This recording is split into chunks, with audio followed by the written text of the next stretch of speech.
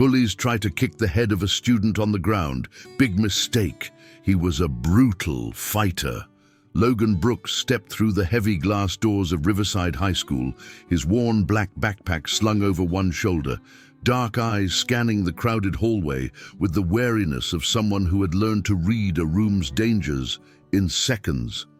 At 17, Logan stood barely 5'7" in his scuffed sneakers, his slight frame hidden beneath an oversized hoodie that had seen better days. His black hair fell in uneven strands across his forehead, partially obscuring intelligent eyes that seemed to take in everything while revealing nothing. To the casual observer, Logan looked like exactly what he wanted them to see: another quiet, unremarkable transfer student trying to blend into the background. His clothes were clean but clearly not expensive. Generic jeans with frayed cuffs, the same grey hoodie he'd worn for 3 days straight, and sneakers that had been white once upon a time. He kept his head down as he navigated the maze of lockers and students, his movements careful and measured, like someone accustomed to making himself invisible. What none of his new classmates could see was the steel core hidden beneath that unassuming exterior.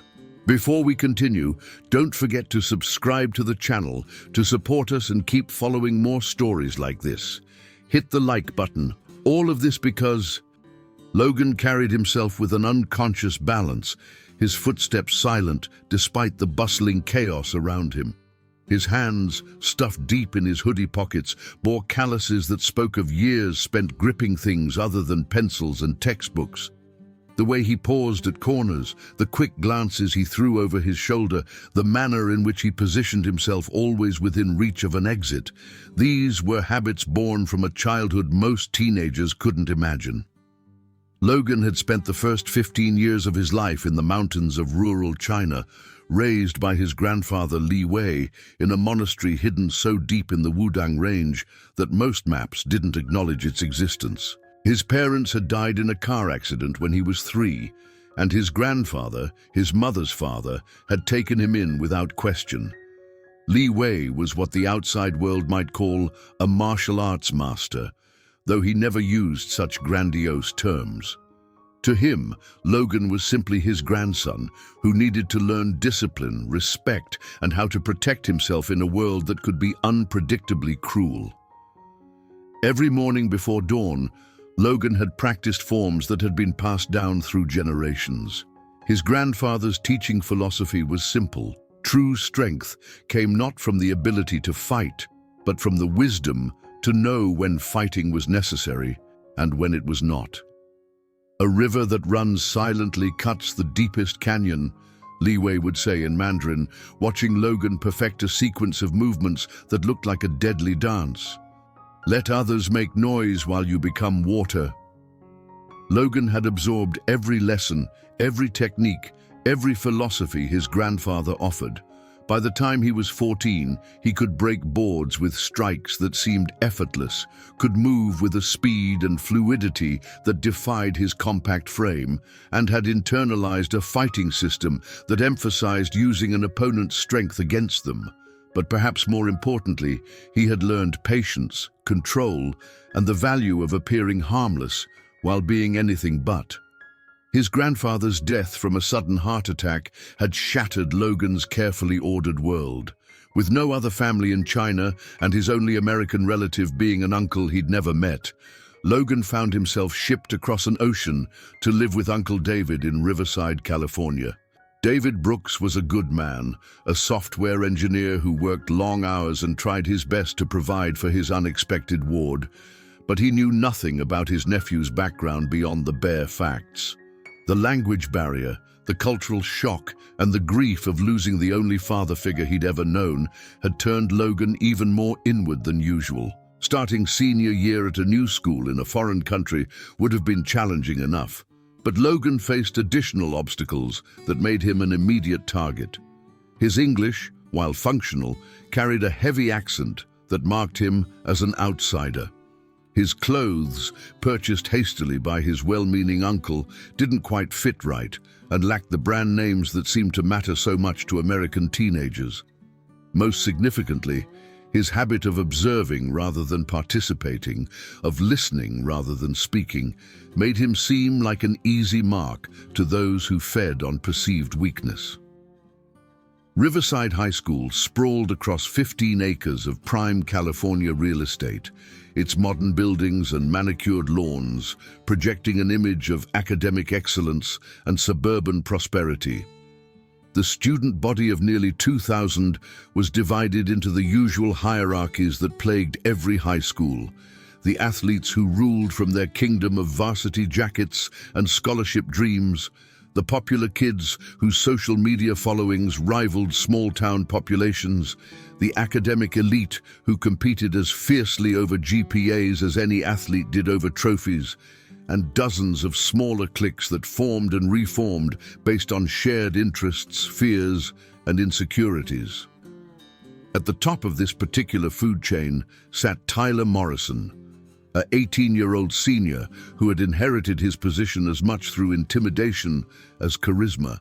Standing 6'2" with the kind of broad shoulders and confident swagger that came from years of being told he was special, Tyler had perfected the art of being just charming enough to authority figures while remaining cruel enough to maintain his reputation among peers. His dirty blonde hair was always perfectly styled, his clothes were always name-brand perfect, and his pale blue eyes held a calculating coldness that suggested someone who viewed other people as objects to be used or obstacles to be removed. Tyler's father was James Morrison, owner of Morrison Construction, a company that had built half the developments in Riverside County and had made the family wealthy enough to donate new athletic equipment to the school every few years. This financial influence brought Tyler a certain degree of protection from consequences, and he had learned early that money could smooth over most problems his behavior created. Teachers who might have disciplined another student often found reasons to give Tyler the benefit of the doubt.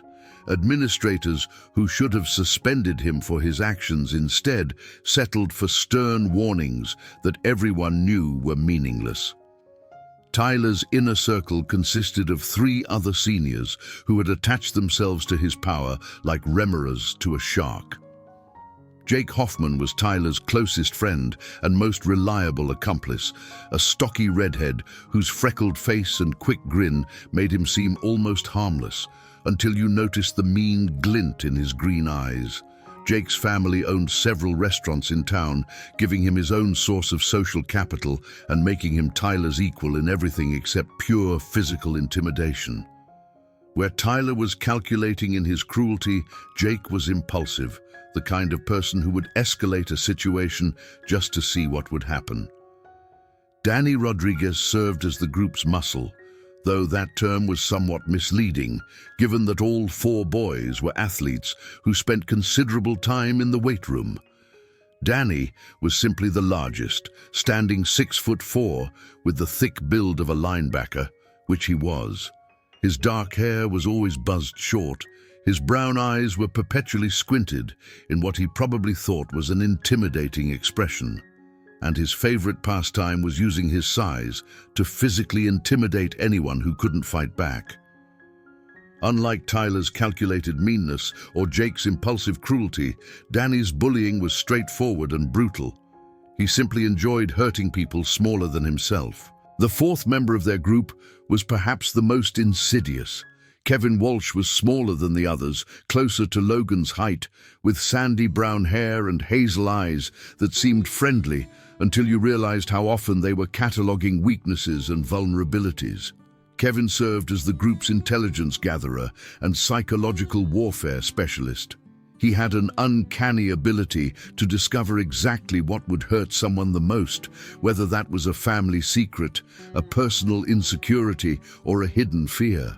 While his friends relied on physical intimidation, Kevin preferred to destroy people from the inside out, using carefully chosen words and strategic rumors to isolate his victims and break down their self-esteem. Together, these 4 had ruled Riverside High's social landscape for 3 years, leaving a trail of damaged students in their wake. Their victims were always carefully chosen, kids who were unlikely to fight back, whose parents had no social influence, who could be isolated and targeted without significant consequences.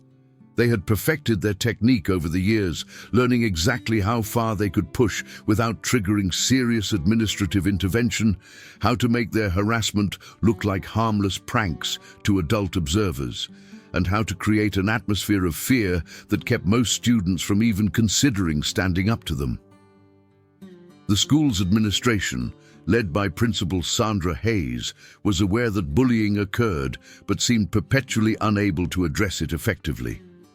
Principal Hayes was a well-meaning woman in her 50s who had come up through the ranks of education with the best of intentions, but she had never quite figured out how to handle students like Tyler Morrison.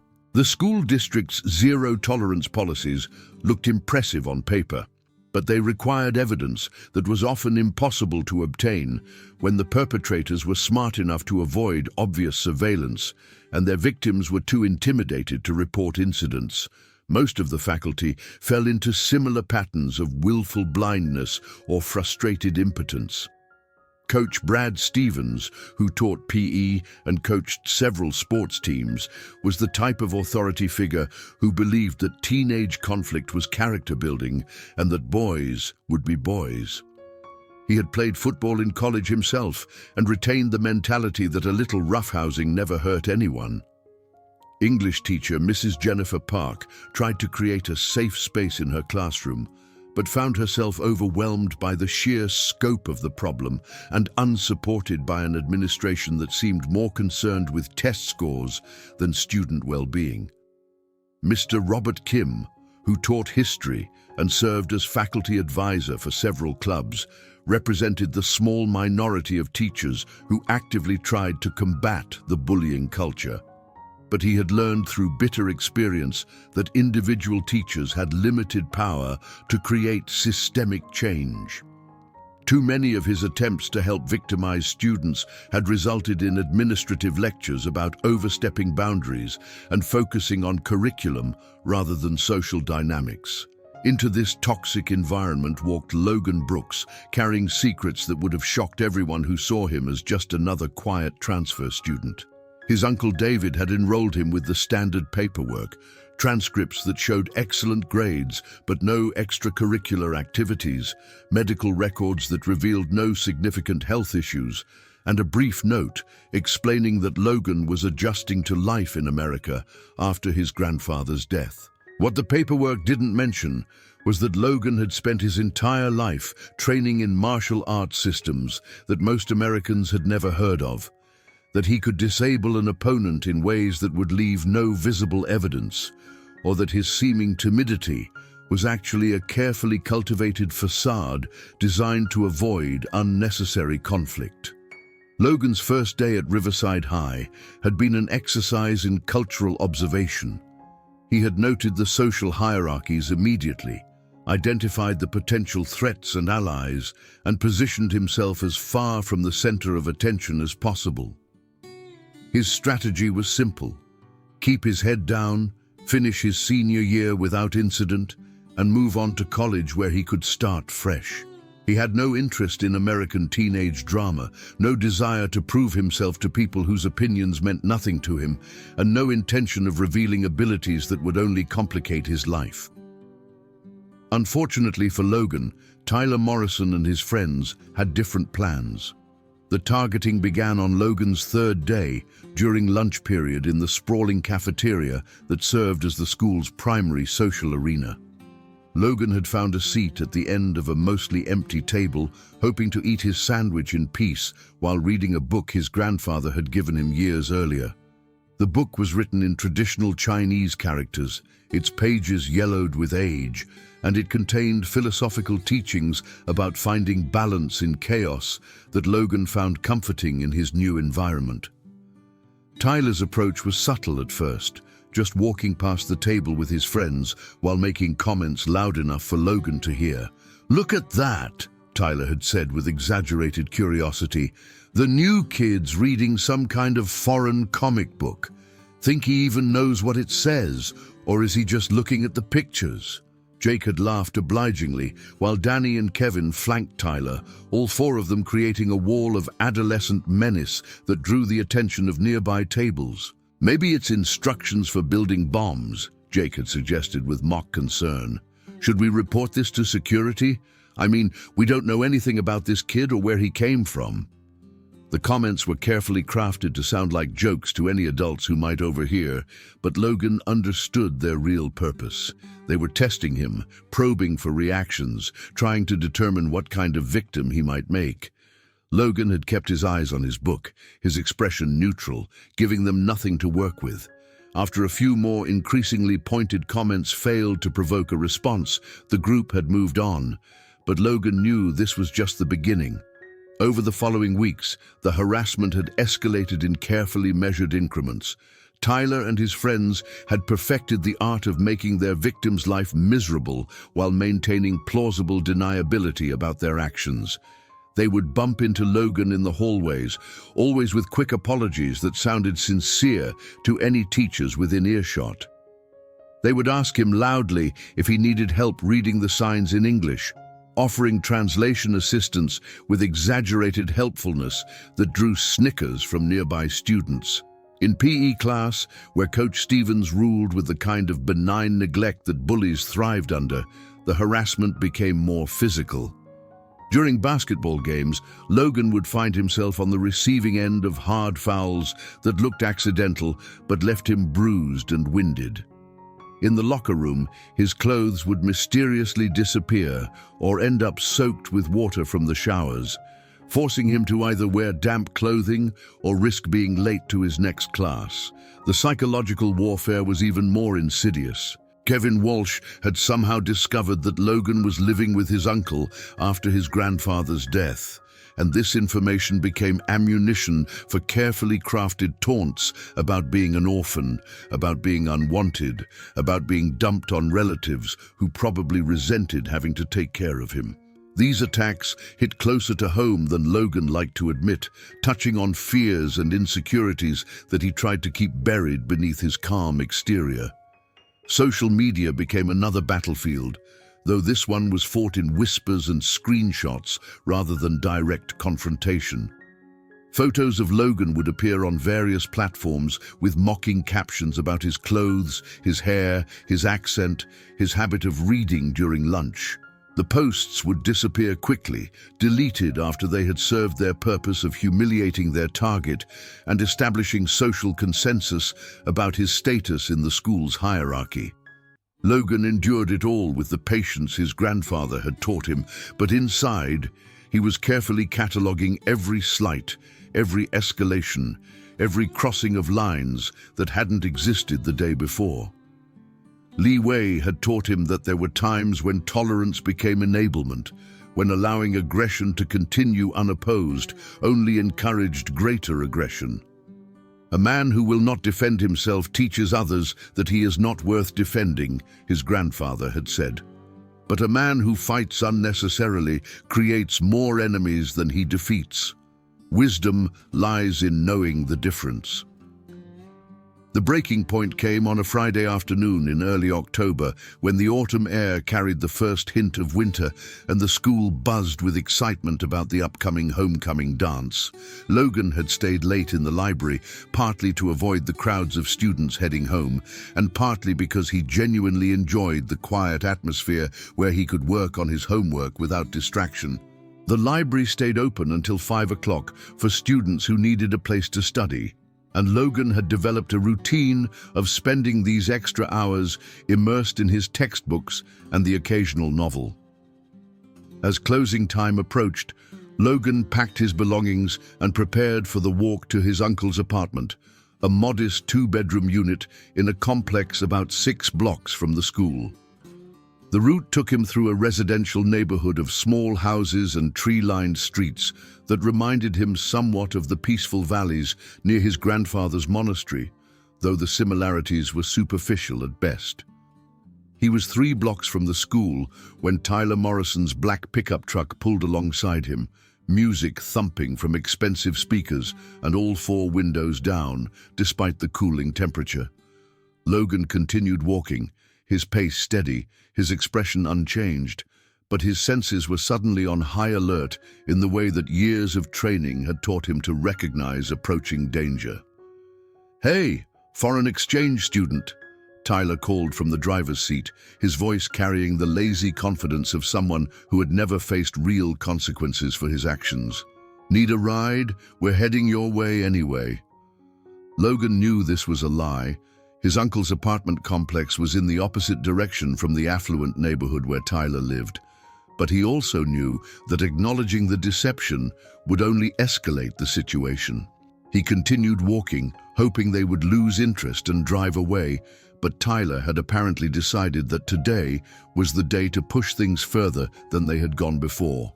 The truck pulled ahead of Logan and stopped, blocking his path on the narrow sidewalk. All 4 doors opened simultaneously, and Tyler, Jake, Danny, and Kevin emerged with the coordinated precision of a pack of predators who had done this before. They arranged themselves in a loose semicircle around Logan, cutting off his escape routes while maintaining enough distance to claim they were just talking if any adults happened to observe the scene. "We've been thinking," Tyler said, his tone conversational but his eyes cold with calculation, "that maybe you don't understand how things work around here. See, Riverside High has certain traditions, certain expectations for how students should behave." Jake stepped closer, his freckled face split by a grin that didn't reach his eyes. "Like showing respect to students who've been here longer, who understand the culture better than some random foreigner who just showed up." Danny cracked his knuckles in a gesture that was clearly meant to be intimidating, while Kevin circled around to position himself behind Logan, cutting off the last potential escape route. "The thing is," Kevin added in his deceptively mild voice, "we've been trying to help you fit in, but you don't seem very grateful for our guidance." Logan stood perfectly still in the center of their circle, his backpack hanging from one shoulder, his hands loose at his sides. To an outside observer, he might have looked frightened or resigned, but anyone trained to read body language would have noticed that his weight was perfectly balanced, his muscles relaxed but ready, his breathing deep and controlled. Years of meditation and martial arts training had taught him to find calm in the center of chaos, to think clearly when others were ruled by emotion. "I appreciate your concern," Logan said quietly, his accented English carefully polite, "but I prefer to walk alone." Tyler's expression darkened at what he perceived as continued defiance, disguised as courtesy. "See, that's the problem right there. You think you're better than us, don't you? Walking around with your nose in those weird books, acting like you don't have time for normal people. Maybe he thinks his kung fu movies taught him how to fight," Jake suggested with a laugh that had an ugly edge to it. "Should we check if he knows any of those flying kicks?" The racist taunt hit its mark, but Logan's response was not what they expected. Instead of anger or fear, his expression became even more neutral, his stillness more complete. Li Wei had prepared him for exactly this kind of ignorance, had taught him that revealing anger in response to stupidity was like showing your cards to an opponent in a poker game. "I don't want any trouble," Logan said, and the truth of that statement rang in his voice. He genuinely didn't want to fight these boys, not because he was afraid of losing, but because he understood consequences in ways they couldn't imagine. Danny apparently interpreted this as weakness because he stepped forward and shoved Logan hard in the chest, sending him stumbling backward several steps. "Too bad, because trouble found you anyway," the larger boy growled, flexing his considerable muscles like a gorilla establishing dominance. The shove was a clear escalation, crossing the line from verbal harassment to physical assault, but Logan still held himself in check. His grandfather's teachings echoed in his mind. Violence should be the last resort, not the first response. A true warrior seeks to end conflict, not begin it. Logan straightened slowly, adjusting his backpack strap, his dark eyes meeting Danny's with calm steadiness. "Please don't do that again," he said, his voice still quiet, but carrying an undertone that made Kevin unconsciously step back. Tyler apparently missed the warning because he laughed and gestured for Danny to continue. "Oh, look at that. The little foreign kid is giving us orders now. I think he needs a lesson in American respect." What happened next would be replayed in Logan's memory for years to come, not because of its violence, but because of how completely unnecessary it was. Danny, encouraged by Tyler's words and Kevin's positioning, grabbed Logan by the front of his hoodie and lifted him partially off the ground. His thick fingers twisted in the fabric as he prepared to either throw Logan down or deliver a punch that would end the confrontation decisively.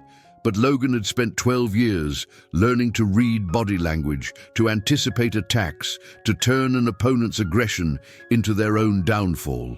As Danny's grip tightened on his hoodie, Logan could see the larger boy's weight shifting forward, could feel the tension in the muscles preparing to strike.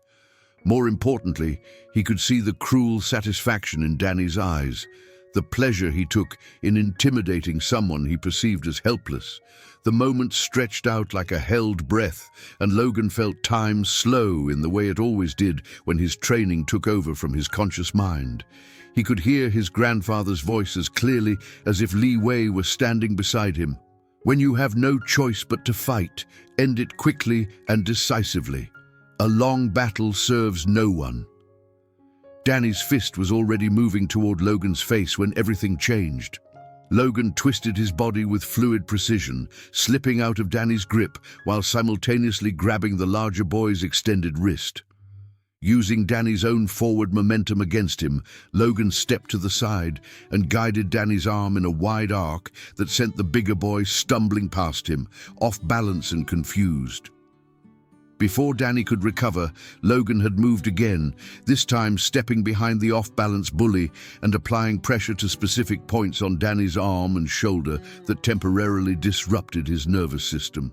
Danny went down hard, not from a dramatic throw or a devastating blow, but from the simple reality that his body had suddenly stopped responding to his brain's commands. The entire sequence had taken perhaps 3 seconds, and to the other 3 boys, it had looked almost like Danny had tripped and fallen on his own. Only Logan knew exactly what pressure points he had targeted, exactly which angles of leverage he had used, exactly how much force had been necessary to disable his opponent without causing permanent injury. Jake was the first to react, his quick temper overriding any caution he might have shown. With an inarticulate yell of rage, he rushed at Logan with his fists raised, clearly intending to overwhelm the smaller boy with brute force and aggressive energy. Logan sidestepped Jake's charge with minimal effort, extending one foot just enough to catch Jake's ankle and send him sprawling face first onto the concrete sidewalk. As Jake tried to push himself up, blood streaming from his scraped nose, Logan was already turning to face Tyler and Kevin, his breathing still calm and controlled. Tyler's blue eyes had gone wide with shock and something that might have been fear, though his pride wouldn't let him back down in front of his friends. "Get him!" he shouted to Kevin, while simultaneously launching his own attack, trying to tackle Logan around the waist. Kevin, however, had seen enough to recognize that this was not going according to plan. Instead of joining the attack, he began backing away, his survival instincts overriding his loyalty to Tyler's ego. Tyler's tackle attempt met empty air as Logan simply wasn't there anymore, having flowed to one side like water around a rock. Tyler's momentum carried him forward into the space Logan had just vacated, and he found himself sprawling across the sidewalk. But Tyler wasn't finished. As Logan stepped back to assess the situation, Tyler scrambled to his feet and charged again, this time managing to catch Logan off balance and drive him backward. Logan stumbled and went down, his back hitting the concrete sidewalk hard enough to knock the wind from his lungs. "Now we got you!" Danny roared, rushing forward despite his injured arm. Jake, blood still streaming from his nose, joined the attack with vicious enthusiasm. Logan lay on the concrete for a moment, seemingly stunned, as the 3 bullies positioned themselves around him like wolves circling wounded prey. Tyler raised his foot high above Logan's head, preparing to deliver a devastating kick that could cause permanent brain damage or death. "This is what happens to freaks who don't know their place," Tyler snarled, his foot arcing downward toward Logan's skull. But Logan had been waiting for exactly this moment. As Tyler's foot descended, Logan rolled sharply to the side, causing Tyler's kick to slam harmlessly into the concrete where his head had been a split second before. The missed kick sent Tyler off balance, hopping on one foot as he tried to recover. In one fluid motion, Logan rolled to his feet, his apparent helplessness revealed as a carefully calculated trap. His grandfather had taught him that sometimes the best defense was to appear defeated until your enemies made a fatal mistake. Jake tried to capitalize on what he thought was Logan's vulnerable position, swinging a wild haymaker at the smaller boy's head. Logan ducked under the punch and drove his shoulder into Jake's midsection, lifting him off his feet and slamming him down onto the sidewalk with enough force to drive the air from his lungs. Danny, still favoring his injured arm, attempted to grab Logan from behind in a bear hug.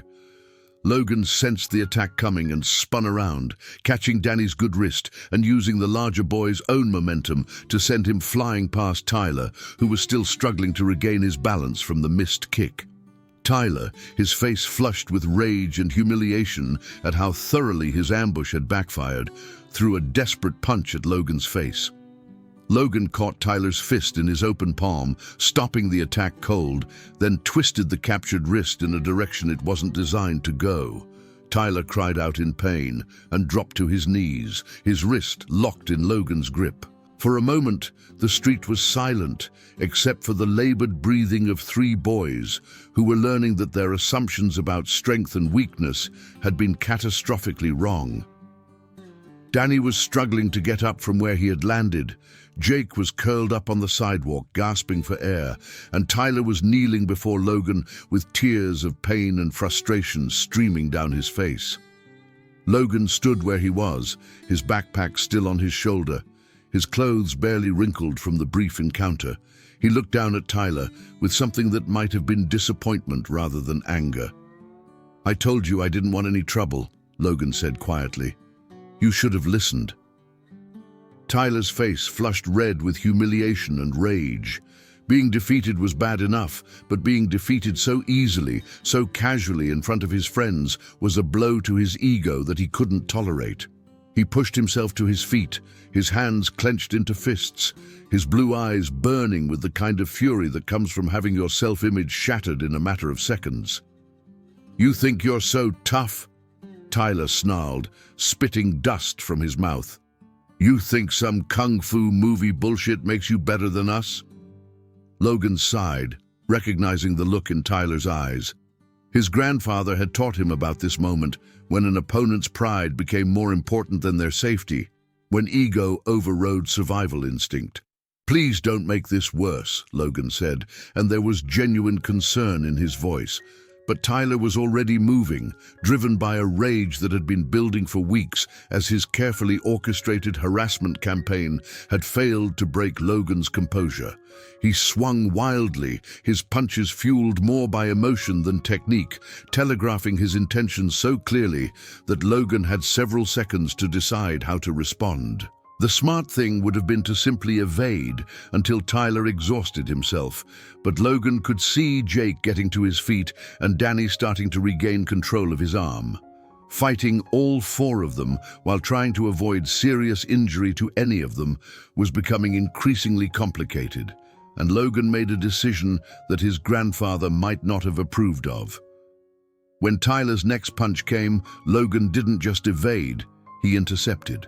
His own strike was precise, controlled, and devastatingly effective, catching Tyler just below the solar plexus with exactly enough force to temporarily paralyze his diaphragm. Tyler doubled over, gasping for air that wouldn't come, his face turning an alarming shade of red as his body forgot how to breathe. Jake, still bleeding but apparently learning nothing from what he had already witnessed, grabbed a broken piece of concrete from the curb and raised it like a club. "I'll smash your fucking head in," he growled, his freckled face twisted with pain and rage. The threat crossed a line that Logan couldn't ignore. Up until now, the fight had been amateur hour posturing that had gotten out of hand, but a concrete weapon turned it into something that could cause permanent damage or death. Logan's training kicked into a higher gear, the part of his education that his grandfather had hoped he would never need to use. Logan moved forward instead of backward, closing the distance before Jake could bring the improvised weapon down. His hand struck Jake's wrist with surgical precision, hitting the nerve cluster that controlled grip strength and sending the concrete chunk flying harmlessly away. Before Jake could react, Logan's other hand had found the pressure point on Jake's neck that temporarily shut down the blood flow to his brain. Jake collapsed like a marionette with cut strings, unconscious before he hit the ground. Danny had finally regained enough control to stand up, though his right arm still hung useless at his side. His face was a mask of rage and confusion as he tried to understand how three of them had been so thoroughly defeated by someone half their size. "What the hell are you?" Danny demanded, his voice cracking with stress and bewilderment. Logan looked at him with something approaching pity. "I'm someone who wanted to be left alone," he said simply. Danny apparently decided that retreat was the better part of valor, because he stumbled toward Tyler's truck, dragging Jake's unconscious form with his one good arm.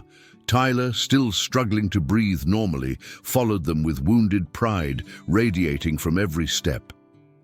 Kevin had already reached the truck and was standing beside it, his hazel eyes wide with shock and what might have been a newfound respect. "This isn't over," he called out, but his voice lacked conviction. Logan watched them pile into the truck and drive away, their tires squealing against the asphalt in a display of impotent rage. He stood alone on the sidewalk for a long moment, processing what had just happened and what it was likely to mean for his remaining time at Riverside High. He had revealed himself, shown capabilities that he had hoped to keep hidden, defended himself in a way that would definitely have consequences. His grandfather's voice whispered in his memory. "Sometimes the price of peace is vigilance, sometimes the cost of avoiding one fight is facing 10 more.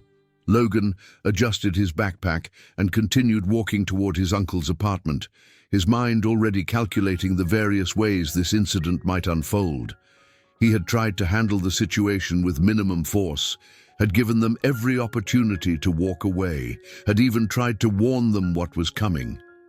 But some lessons, it seemed, could only be learned through painful experience. What Logan didn't know was that Tyler Morrison had never been publicly humiliated before, had never had his reputation challenged so completely, and was already planning a response that would escalate far beyond anything that had happened on the sidewalk that afternoon. The weekend passed quietly, with Logan helping his uncle with grocery shopping and household chores, while trying to process the implications of Friday's confrontation. Uncle David noticed that his nephew seemed more thoughtful than usual, but attributed it to the normal stress of adjusting to a new school and culture. Logan considered telling him about the incident, but ultimately decided that involving his uncle would only complicate matters further. Monday morning brought the first indication that the situation was far from over. Logan arrived at school to find that the story of Friday's fight had spread through the student population with the speed and distortion typical of teenage gossip. By the time the tale had made its rounds, Logan had supposedly used ancient Chinese martial arts to hospitalize 3 football players, had been trained by monks who could kill with their bare hands, and was rumored to be some kind of government assassin living undercover as a high school student. The attention was exactly what Logan had hoped to avoid, turning him from an invisible transfer student into an object of fascination and speculation. Some students looked at him with newfound respect, others with fear, and a few with the kind of skeptical curiosity that suggested they thought the whole story was exaggerated nonsense. Tyler Morrison was nowhere to be seen during first period, and the whispered conversations Logan overheard suggested that the unofficial leader of Riverside High's bullying hierarchy had spent the weekend in damage control mode, trying to minimize the story of his defeat while planning some kind of retaliation that would restore his reputation. Logan made it through his morning classes without incident, though he noticed that students were giving him more space in the hallways, and several teachers were looking at him with expressions that suggested they had heard at least some version of the weekend's rumors. Principal Hayes even made eye contact with him during passing period, her expression thoughtful and concerned in a way that made Logan wonder if he should expect a call to the office before the day was over. Lunch period brought the confrontation he had been expecting. Logan had found his usual seat at the end of a mostly empty table, hoping to eat his sandwich in relative peace while observing the social dynamics that seemed to shift more quickly than weather patterns. He was halfway through his meal when Tyler Morrison appeared, flanked by Jake Hoffman and backed up by what looked like half the football team. Tyler's face still showed the bruises from Friday afternoon, though he had clearly spent time crafting a story that put his injuries in a better light. Jake's nose was swollen and discolored, giving him a comical appearance that he was clearly trying to disguise behind an expression of grim determination. "Well, well," Tyler announced loudly enough for half the cafeteria to hear, "if it isn't our resident kung fu master." The conversation in nearby tables died away as students sensed impending drama, creating a circle of expectant silence around Logan's table. He continued eating his sandwich with apparent unconcern, though every sense was alert to the positioning of Tyler's supporters and the potential escape routes available in the crowded cafeteria. "You know," Tyler continued, his voice carrying the kind of false friendliness that everyone recognized as a prelude to cruelty, "Jake and I have been talking about Friday, and we realized we might have given you the wrong impression. See, we weren't really trying that afternoon. We were just playing around, seeing what the new kid was made of."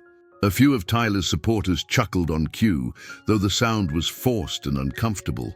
Logan could see that some of them were genuinely uncertain about the story they were being asked to support, and that doubt was exactly what Tyler was trying to overcome with this public display. "But now," Tyler said, his voice hardening as he leaned over Logan's table, "now we're curious about what happens when we're actually serious. What do you think, foreign boy? Ready for round two?" Logan looked up from his sandwich, his dark eyes meeting Tyler's pale blue ones with calm steadiness. "I think you should walk away," he said quietly, his accented English carrying clearly in the expectant silence. Tyler's smile was sharp and cold. "See, that's the thing. I don't think I want to walk away. I think I want to settle this properly, somewhere we won't be interrupted by traffic or concerned citizens." Jake stepped forward, his swollen nose making his voice sound nasal and ridiculous despite his obvious attempt at intimidation. "Behind the gym, after school. Just you and us. No outside interference." Logan sighed, recognizing the inevitable. Tyler's pride demanded a more decisive victory than what he could achieve in the school cafeteria, and Logan's reputation now made it impossible for him to simply ignore the challenge without appearing weak. The social dynamics of teenage hierarchies were as rigid and predictable as any formal combat system his grandfather had taught him. "If that's what you want," Logan said, his tone suggesting mild regret rather than fear or excitement. Tyler's grin widened, showing teeth that were straight and white and somehow predatory. "Oh, it's definitely what I want. Just you and me this time, no tricks, no lucky shots. We'll see how tough you really are when you're not catching someone by surprise." Logan nodded once, a gesture that could have been agreement or simply acknowledgement. Tyler seemed to take it as acceptance of his terms, because he straightened up with obvious satisfaction and began herding his supporters away from Logan's table. "After school," Tyler called back over his shoulder. "Don't even think about running away." The rest of the lunch period passed in a buzz of excited conversation as news of the arranged fight spread through the student body with viral efficiency. Logan finished his sandwich in relative peace, though he noticed that the balance of looks he was receiving had shifted again. More speculation now, more excitement, as if he had become a form of entertainment rather than a person. His afternoon classes were exercises in distraction, with teachers clearly aware that something was brewing but unable to address it directly without proof of specific planning. Coach Stevens seemed particularly frustrated during PE, clearly wanting to say something about violence and sportsmanship, but lacking the evidence or authority to intervene in conflicts that were scheduled to happen off school grounds. As the final bell rang and students began streaming toward the parking lots and bus lines, Logan felt the familiar calm that came over him before any significant challenge. His grandfather had taught him that pre-combat nerves were natural and useful, sharpening reflexes and focusing attention, but they needed to be controlled rather than allowed to control him. The area behind the gymnasium was a strip of grass and concrete that bordered the school's maintenance facilities, hidden from the main buildings and the parking lots where teachers and administrators might accidentally witness unauthorized activities. It was where Riverside High's unofficial business had been conducted for decades, the fights that settled disputes, the drug deals that supplemented teenage allowances, the romantic encounters that couldn't happen under parental supervision. When Logan arrived, he found a crowd of perhaps 50 students gathered in a rough circle, their phones already out and recording as they anticipated violence and drama. Tyler Morrison stood in the center of the circle, having shed his shirt to display the muscular torso that 3 years of dedicated weight training had sculpted. Jake Hoffman stood beside him, still showing the effects of Friday's encounter, but apparently determined to serve as backup if needed. Danny Rodriguez was conspicuously absent, though Logan suspected this had more to do with his injured arm than any reluctance to participate in revenge. Kevin Walsh lurked at the edge of the crowd, his hazel eyes bright with anticipation as he prepared to document Tyler's redemption. Tyler raised his hands for attention, clearly enjoying his role as the center of this impromptu theater. "Ladies and gentlemen," he announced with mock formality, "today we settle the question of whether luck beats skill, whether foreign tricks beat American strength." The crowd murmured its approval, phones held high to capture every angle of the coming confrontation. Logan noted the positioning of potential allies and enemies, identified the quickest escape routes, and calculated the most efficient ways to end the fight, if it became necessary to fight at all. "Last chance to back down," Tyler called out, his voice carrying across the circle to where Logan stood, with his backpack still on his shoulder. "No shame in admitting you got lucky on Friday." Logan set his backpack down carefully, his movements deliberate and unhurried. He pulled off his hoodie, revealing a plain white t-shirt that fit his compact frame more closely than his usual oversized clothing. Without the loose hoodie to hide his physique, it became apparent that Logan's slight build was more about efficiency than weakness. His muscles were lean and clearly defined, his posture balanced and controlled in a way that suggested coiled potential energy. "I don't want to fight you," Logan said, his voice carrying clearly across the circle despite its quiet tone. "But if you insist, I won't hold back this time." Tyler's expression flickered with something that might have been uncertainty before his pride reasserted itself. "Big words from someone who's about to get his ass kicked." The circle of students pressed closer, sensing that the confrontation was about to begin in earnest. Logan could hear the excited chatter, the speculation about his background and abilities, the bets being placed on the outcome. None of it mattered to him. All that mattered was ending this situation as quickly and safely as possible. Tyler began circling to his left, his fists raised in a boxer's stance that suggested he had actually received some formal training since their last encounter. His footwork was better than Logan had expected, his guard more disciplined, his approach more cautious. Someone had clearly given him advice about how to fight someone with martial arts training. Logan remained stationary in the center of the circle, turning only enough to keep Tyler in his peripheral vision. His hands hung loose at his sides, his breathing deep and controlled, his mind clear and focused on the task ahead. To the watching students, he might have looked unprepared or overconfident, but anyone with real fighting experience would have recognized the stillness of a predator waiting for the right moment to strike. Tyler feinted with his left hand, testing Logan's reactions, looking for tells or openings that he could exploit. When Logan didn't rise to the bait, Tyler tried a more aggressive approach, stepping forward with a quick jab aimed at Logan's nose. The punch never came close to landing. Logan moved his head just enough to let Tyler's fist pass harmlessly by, then stepped forward into Tyler's guard before the larger boy could recover his balance. Logan's palm strike caught Tyler in the solar plexus with precisely controlled force, doubling him over and leaving him gasping for breath. As Tyler struggled to recover, Logan spun away from the follow-up attack he knew would come from Jake. Sure enough, Tyler's friend had decided that the fight wasn't going according to plan and had launched himself at Logan's back, clearly intending to turn this into a 2-on-1 beating. Logan's spin became a back fist that caught Jake across the temple, not hard enough to cause permanent damage, but sufficient to scramble his nervous system temporarily. Jake went down hard, his body limp and unresponsive, as his brain tried to reboot from the controlled neural disruption. Tyler had recovered enough to attempt another attack, this time a wide haymaker that telegraphed its intention so clearly that Logan had time to consider several different responses. He chose the simplest one, ducking under Tyler's swing and driving his shoulder into the larger boy's midsection, lifting him off his feet and driving him backward toward the edge of the circle.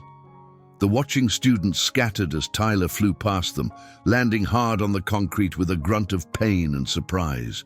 Logan followed up immediately, not to continue the attack, but to position himself between Tyler and any weapons or reinforcements that might be nearby. Tyler rolled to his feet, his face flushed with exertion and embarrassment, his blue eyes bright with a rage that was beginning to override his survival instincts. "You little bastard," he snarled, pulling a knife from his back pocket with shaking hands.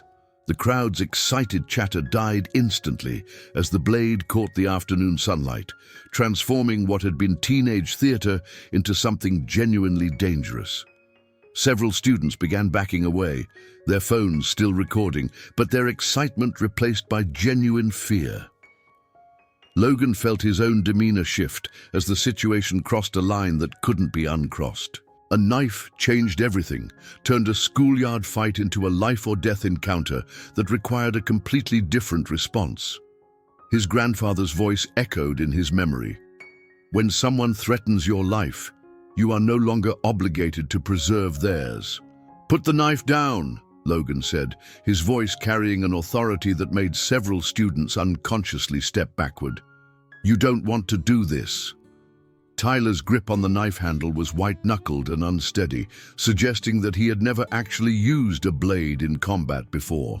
But desperation and humiliation could make even inexperienced opponents dangerous, and Logan knew better than to underestimate someone who had nothing left to lose. "I'm gonna cut you up," Tyler promised, his voice cracking with stress and adrenaline. "Show everyone what happens to freaks who don't know their place." Logan sighed and slipped into a combat stance that his grandfather had taught him for dealing with armed opponents.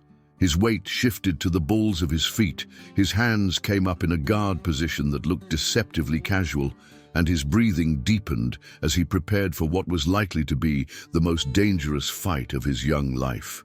Tyler lunged forward with the knife, his attack clumsy but potentially lethal due to the sharp steel in his hand.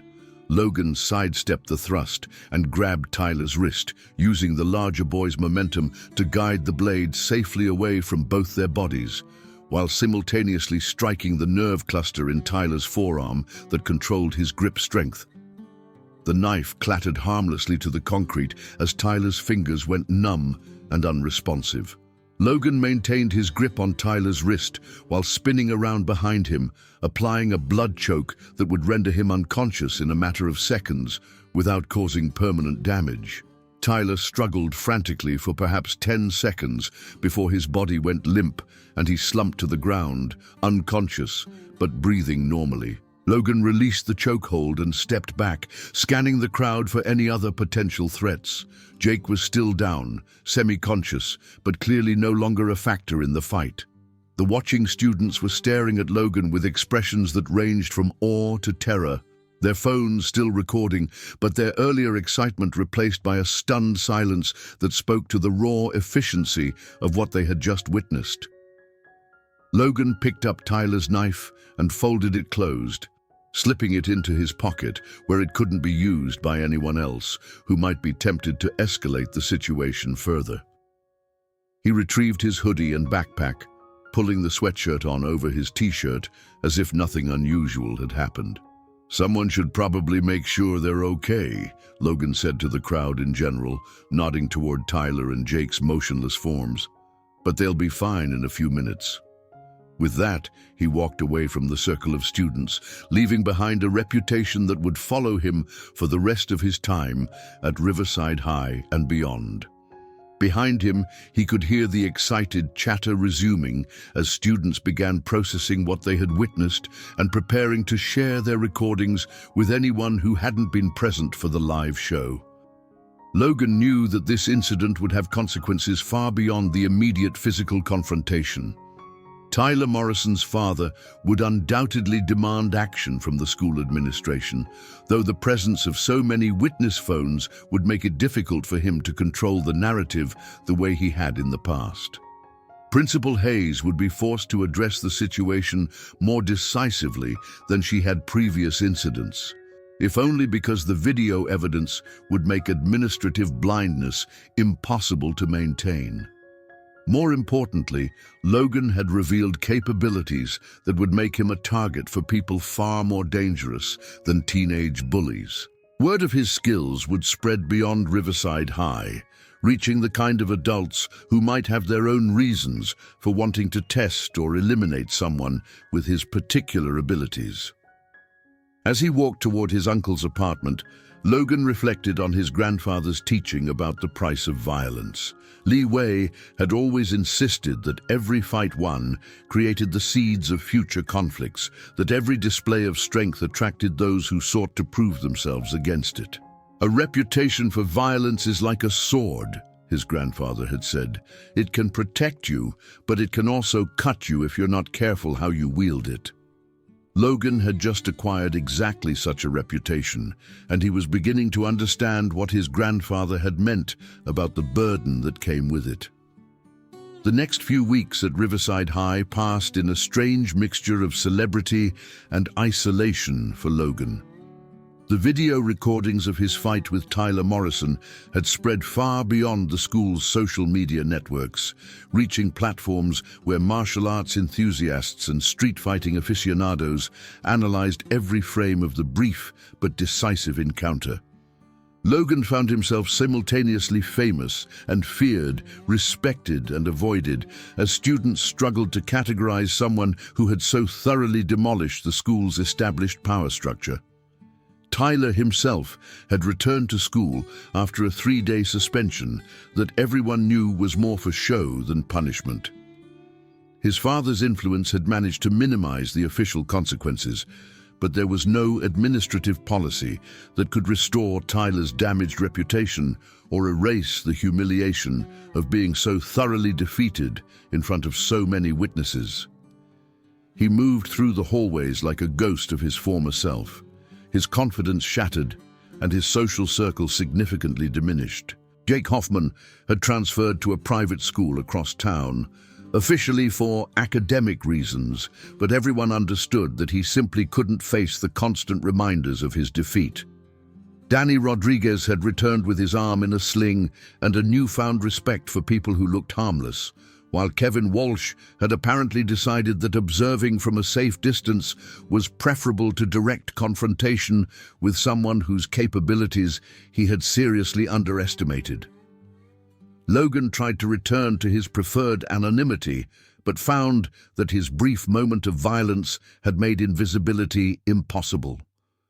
Students who had never noticed him before now watched his every move with fascination.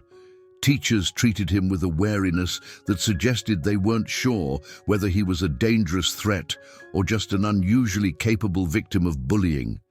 And administrators clearly wished he would simply disappear rather than continue reminding everyone of their failure to maintain order. The attention was exactly what Logan had hoped to avoid when he first enrolled at Riverside High.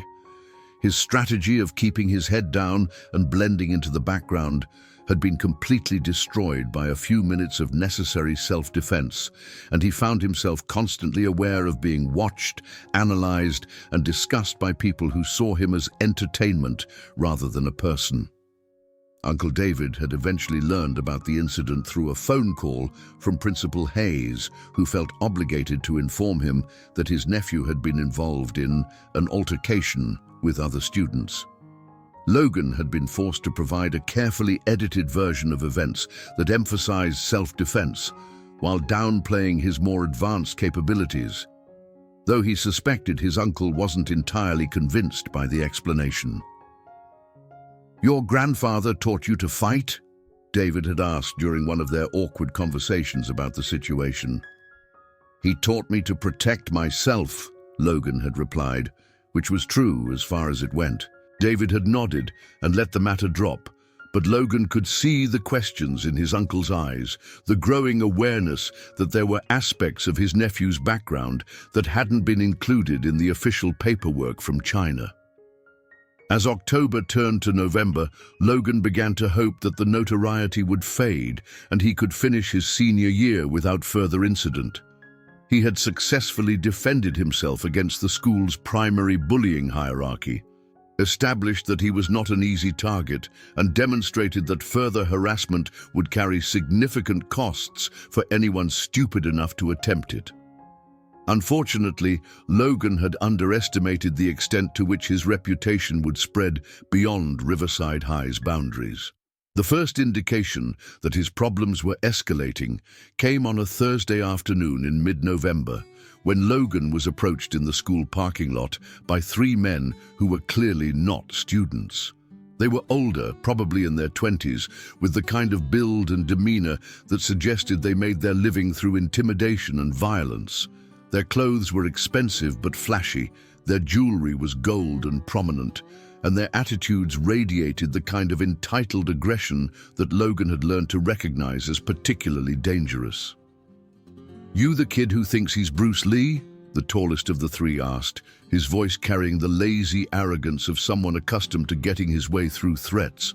Logan set his backpack down carefully, his senses immediately alert to the potential for violence. These men weren't teenagers acting out adolescent power fantasies. They were adults with serious intentions and probably serious backing. "I'm just trying to get home from school," Logan replied quietly, his eyes tracking the positioning of all three men while calculating escape routes and potential weapons. The leader laughed, a sound with no humor in it. "See, that's not going to work for us. Word is, you embarrassed some local boys, made them look weak in front of their friends. That kind of disrespect reflects poorly on the whole neighborhood." Logan recognized the setup immediately. Tyler Morrison's father had apparently decided that official channels weren't sufficient for addressing his son's humiliation, and had reached out to people who specialized in the kind of justice that didn't appear in school disciplinary records. "I don't want any trouble," Logan said, falling back on the phrase that had become his standard response to escalating situations. "Too late for that," the second man said, cracking his knuckles in a gesture that was meant to be intimidating. "Mr. Morrison thinks you need to learn some respect for your betters." The third man had positioned himself behind Logan while his companions kept him distracted. A classic pincer movement that spoke to experience with this kind of confrontation. Logan could hear the soft footsteps on the asphalt, could sense the attack coming from behind, even without turning to look. When the assault came, it was coordinated and professional in a way that Tyler Morrison's amateur hour bullying had never been. The man behind Logan grabbed him in a bear hug, pinning his arms and lifting him off the ground, while the other two moved in to deliver what was clearly intended to be a beating, severe enough to send a message to anyone else who might challenge the established order. But Logan had been trained by someone who had faced real enemies in real combat, not just teenage posturing in school parking lots. As soon as he felt the arms close around him, he drove his head backward in a sharp snap that caught his captor across the bridge of the nose, breaking cartilage with an audible crack. The man's grip loosened instinctively as pain flooded his nervous system, giving Logan the opening he needed to slip free and address the other two attackers who were already moving toward him with practiced coordination. The leader came in with a right cross that would have been devastating if it had landed, but Logan slipped the punch and responded with an elbow strike to the man's ribs that cracked bone and folded him around the impact point. As the leader doubled over, gasping for breath, Logan spun to face the third attacker, who was pulling what looked like a blackjack from his jacket pocket. The sight of the weighted weapon triggered a level of Logan's training that he had hoped never to need outside of his grandfather's monastery.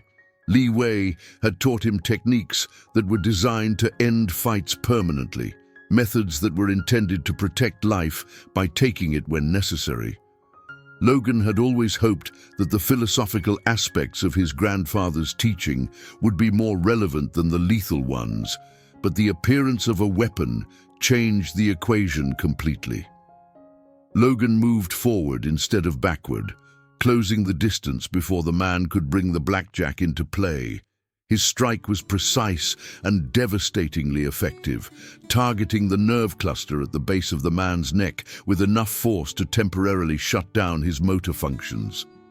The attacker dropped like a puppet with cut strings, the blackjack falling harmlessly from nerveless fingers.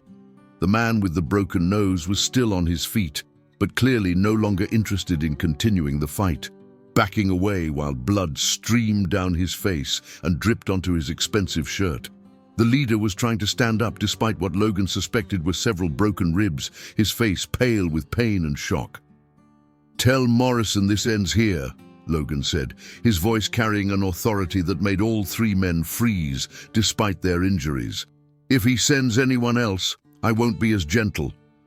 The threat was delivered quietly, almost conversationally, but something in Logan's tone convinced the attackers that he was entirely serious about escalating the violence if they forced him to do so.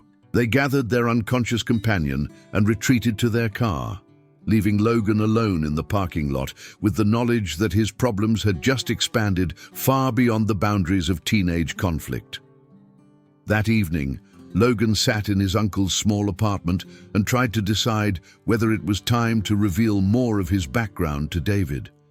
The attack in the parking lot had crossed lines that couldn't be uncrossed, bringing adult criminals into a situation that had started as high school harassment.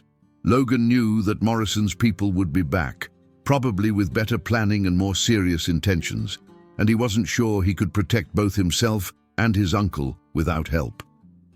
Uncle David was a good man, but he was a software engineer who had lived his entire life in the safe, ordered world of middle-class America. He had no experience with the kind of violence that Logan had been trained to handle, no understanding of the realities that his nephew had faced growing up in a world where strength was the only law that mattered. But Logan was beginning to realize that his attempts to protect his uncle through secrecy might actually be putting him in greater danger. If Morrison was willing to send professional criminals after a high school student, there was no telling how far he might escalate if his first attempt failed to achieve the desired results. The decision was taken out of Logan's hands the following morning when Principal Hayes called both Logan and his uncle to an emergency meeting at the school. The official reason was to discuss ongoing safety concerns related to Logan's presence at Riverside High, but Logan suspected that Morrison's influence had finally found a way to use administrative channels to address what his hired thugs had failed to accomplish. The meeting took place in Principal Hayes's office, a sterile space decorated with motivational posters and academic achievement awards that seemed to mock the reality of what actually happened in the hallways beyond her door. Present were Principal Hayes herself, Uncle David Logan, and a man in an expensive suit who introduced himself as the district's legal counsel. "Logan," Principal Hayes began, her voice carrying the kind of false concern that administrators used when they wanted to sound sympathetic while delivering bad news. "We've received several reports about incidents involving you and other students." Logan said nothing, recognizing that this was a carefully choreographed performance designed to reach a predetermined conclusion, regardless of what he might say in his defense. Uncle David leaned forward in his chair, his expression concerned, but not yet alarmed. "What kind of incidents?" "Logan told me he was defending himself against bullies." The district legal counsel opened a folder and began reading from what was obviously a prepared statement. "According to our investigation, Logan has been involved in multiple physical altercations that have resulted in injuries to other students. While we understand that he claims to have been acting in self-defense, the severity of the injuries sustained by the other parties suggests a level of violence that exceeds what would be considered reasonable or proportionate." Logan felt his jaw clench as he recognized the careful language being used to transform his victims into perpetrators and his self-defense into aggression. The lawyer was clearly skilled at manipulating facts to support whatever narrative his clients needed, and Logan could see Uncle David's expression growing more troubled as the list of alleged offenses grew longer. "Furthermore," the lawyer continued, "we have received reports that Logan may have access to weapons and has made threats against other students and their families.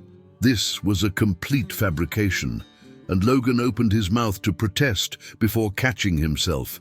He realized that responding to lies would only give them more material to work with, and that this entire meeting was designed to establish a record that could be used to justify whatever action they had already decided to take.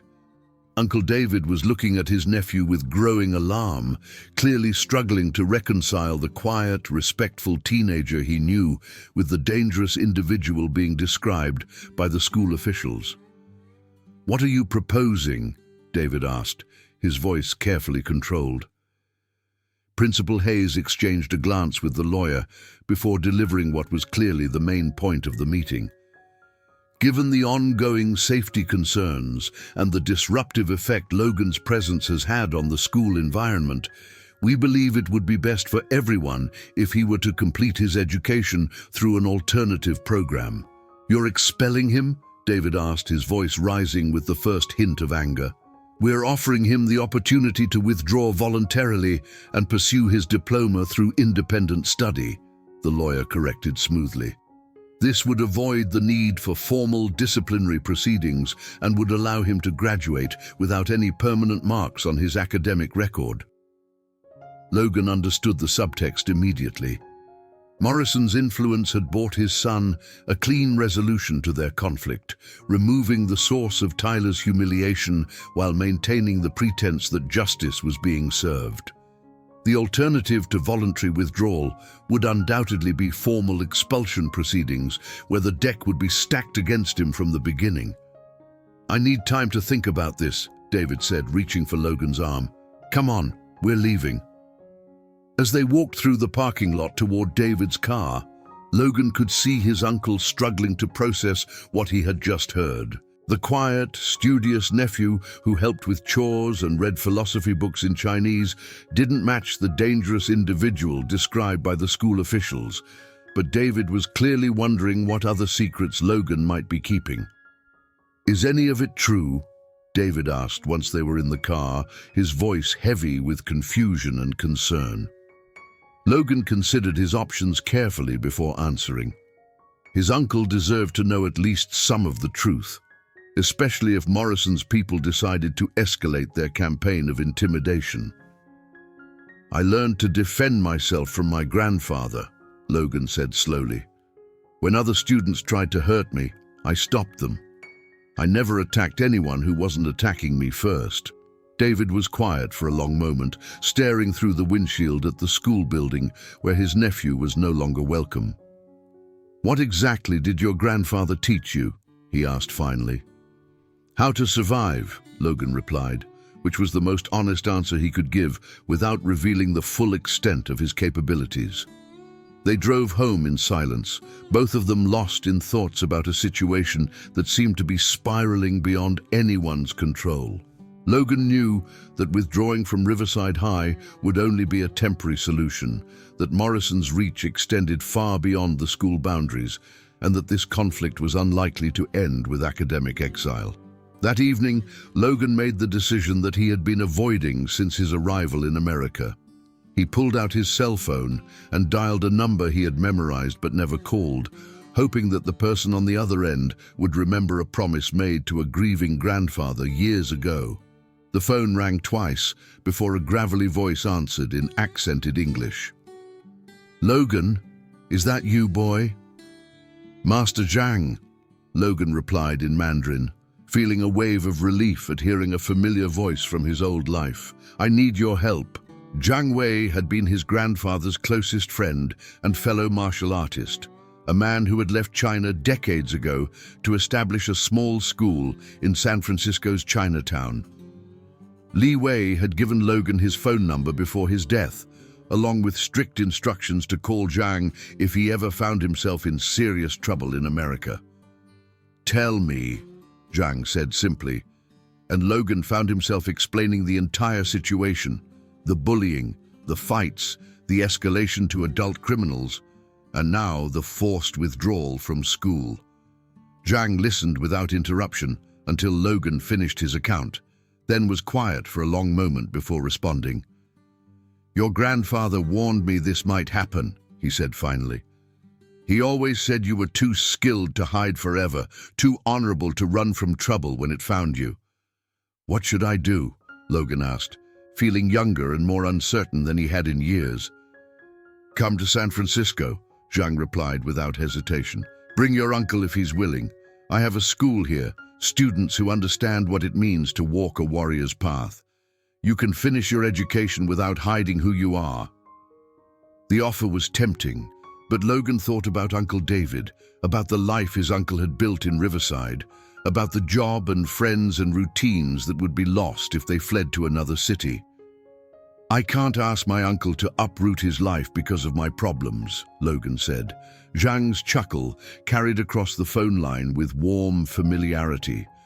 "Your grandfather always said you were too concerned with other people's sacrifices and not concerned enough with your own safety.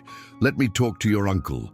Sometimes it's easier to make difficult decisions when you're not making them alone." The conversation that followed between Zhang and Uncle David lasted nearly an hour, conducted in a mixture of English and Mandarin, as Zhang explained things about Logan's background that the teenager had never shared. Logan could only hear his uncle's side of the conversation, but David's expressions shifted from surprise to concern, to something that might have been understanding. When David finally hung up the phone, he looked at his nephew with new eyes, seeing perhaps for the first time the depth of the heritage that Logan carried and the burden that came with it. "He says you're the last student of a martial arts master who was considered a legend in China," David said, his voice full of wonder. "He says your grandfather spent 15 years preparing you for a world that your parents' death and his own death have forced you to face alone." Logan nodded, unsure how to respond to having his secrets revealed so completely. "He also says," David continued, "that the kind of people who have been targeting you don't stop until they're stopped, and that running away only delays the inevitable confrontation." This was the part Logan had been dreading, the moment when his uncle would realize that association with him meant accepting levels of danger that most people never faced. "I can disappear," Logan said quietly. "Find somewhere to finish school where you won't be involved in my problems." David was quiet for a long moment, studying his nephew's face with the kind of attention he usually reserved for complex software problems. "Zhang says you saved his grandson's life once, when some gang members tried to rob his school. Says you were only 14, but you handled 3 grown men like they were children." Logan remembered the incident, one of the last times his grandfather had allowed him to travel with Zhang to San Francisco. Some local gang had mistaken Zhang's traditional school for an easy target, not realizing that several of the students were former military and that the old master's young companion had been trained since childhood in methods that made their street fighting look like playground games. "Zhang also says," David continued, "that your grandfather made him promise to look after you if anything happened, and that he considers that promise to include your family. He's offering both of us a place in San Francisco, a chance to start over somewhere that understands what you're capable of." The offer was generous beyond anything Logan had dared to hope for, but he could see the uncertainty in his uncle's eyes, the struggle between wanting to help and fear of the unknown. "You don't have to do this," Logan said. "These aren't your problems." David smiled, the first genuine expression of warmth Logan had seen from him since the school meeting. "You're my nephew, my brother's son. Your problems became my problems the day you walked off that plane from China." The decision to leave Riverside was made that night, over a dinner of takeout Chinese food and conversations about new beginnings.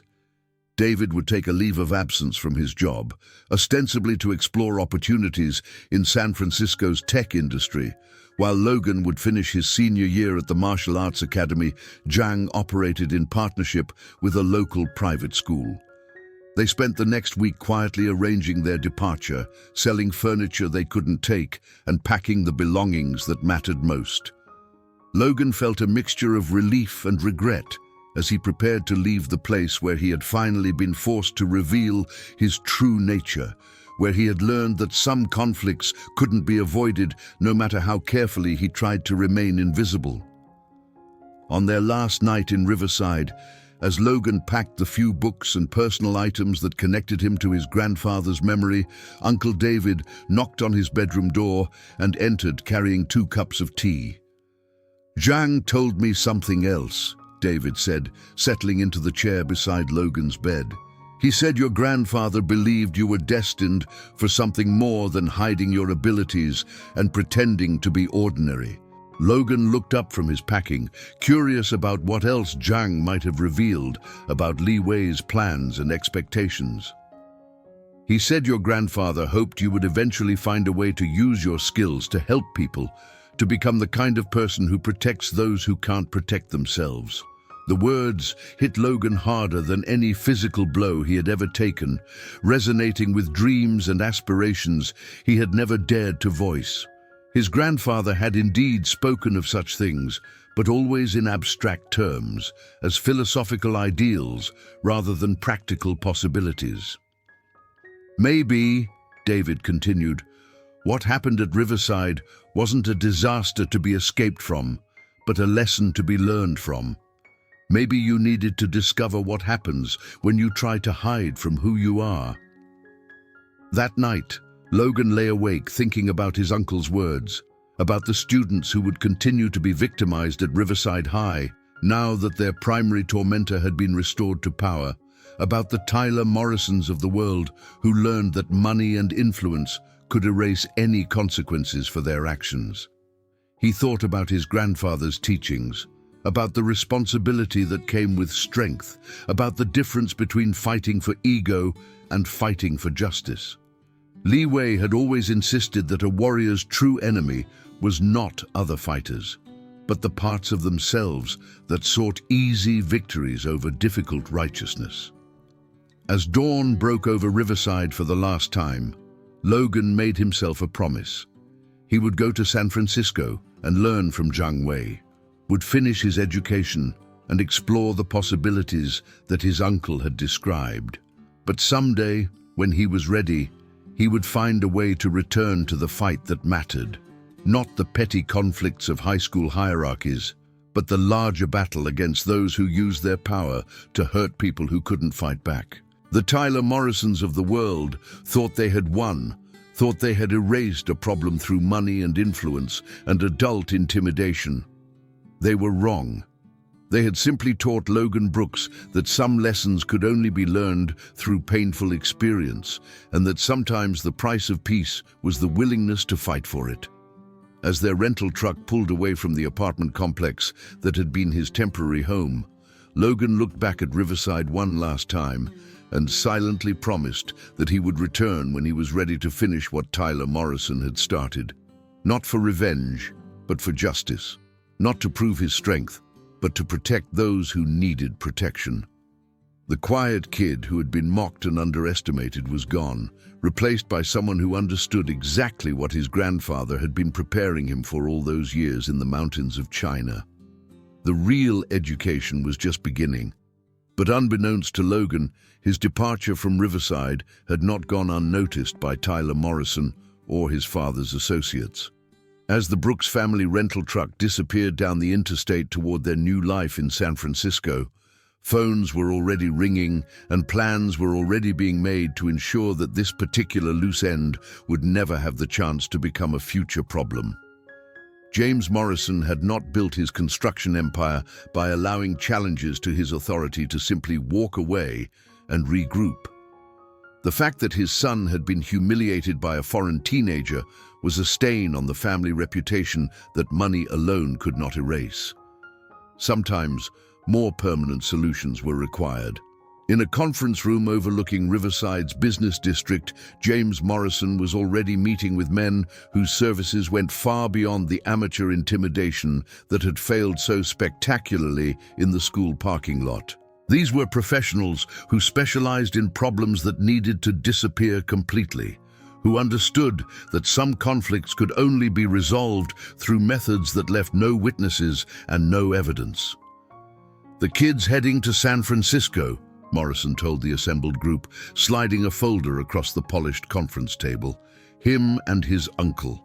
I want this handled quietly, efficiently, and permanently." The folder contained everything Morrison's people had been able to gather about Logan Brooks: immigration records, school transcripts, photos from the fight videos, and most importantly, the address of Zhang Wei's martial arts academy in Chinatown. The leader of the group, a lean man with cold eyes and expensive clothes, nodded as he reviewed the information. "Understood. When?" "Soon," Morrison replied. "Before he has time to settle in, before he makes connections that might complicate things. And make sure the uncle disappears too. I don't want any family members left behind who might ask inconvenient questions." As the meeting concluded and the professionals began making their own plans, Logan was hundreds of miles away, watching the California landscape roll past his uncle's car window and thinking about new beginnings. He had no idea that his attempt to escape violence had only postponed it, or that the skills his grandfather had taught him for self-defense were about to be tested in ways that would determine not just his own survival, but the survival of everyone he had come to care about. The real war was just beginning, and Logan Brooks was about to discover that some enemies never stopped hunting, never accepted defeat, and never forgot a slight to their pride. In trying to build a new life away from conflict, he was actually heading toward the greatest battle of his young existence, one that would test every lesson his grandfather had taught him and force him to become the warrior Li Wei had always believed he could be. The quiet storm that had been building since his first day at Riverside High was about to become a hurricane that would reshape everything Logan thought he knew about justice, family, and the true cost of standing up to those who believed their power made them untouchable. But that, as his grandfather might have said, was a lesson for another day.